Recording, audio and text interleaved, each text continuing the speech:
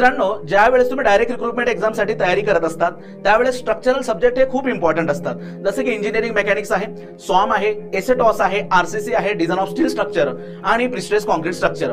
But एक तुम्हाला सांगू का, ज्यावेळेस सॉम आणि एसेटॉसचा तुम्ही अभ्यास कराल तुम्हाला खूप सारे न्यूमेरिकल क्वेश्चन त्या ठिकाणी दिसतील, बऱ्याचशा कन्सेप्ट तुम्हाला दिसतील ज्या बऱ्यापैकी विद्यार्थ्यांना नको असतात. अशा विद्यार्थ्यांसाठी जर तुम्हाला स्कोअर करायचा असेल तर हा सब्जेक्ट अतिशय महत्त्वाचा आहे, आरसीसी, रेनफोर्स सिमेंट कॉन्क्रीट. आता या सब्जेक्टचा जर का तुम्ही विचार केला तर मॅक्सिमम क्वेश्चन हे थेरॉटिकल असतात. अगदी खूप खूप खूप न्यूमेरिकल जे आहेत ते कमी असणार या सब्जेक्टमध्ये, हे लक्षात ठेवा.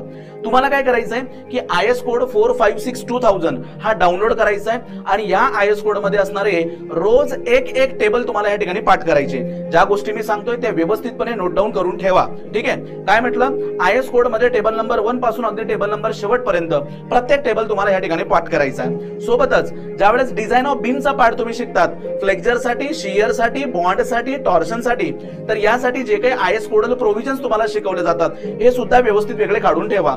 कॉलम मध्ये असणारे मिनिमम नंबर ऑफ बार्स असतील, minimum area of reinforcement, maximum area of reinforcement हे सुद्धा सेपरेटली बाजूला काढून ठेवा.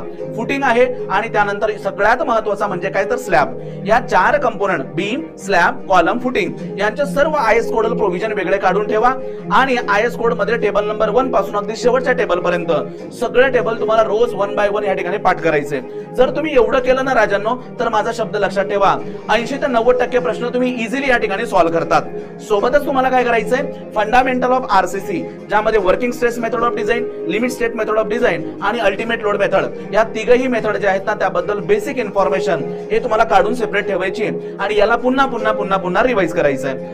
IS कोडल प्रोव्हिजन साठी तुम्ही कोणत्याही युट्यूब चॅनलचा या ठिकाणी वापर करू शकतात. आपल्या चॅनलवर सुद्धा तुम्हाला भरपूर या ठिकाणी कोडल प्रोव्हिजन भेटून जात असतील.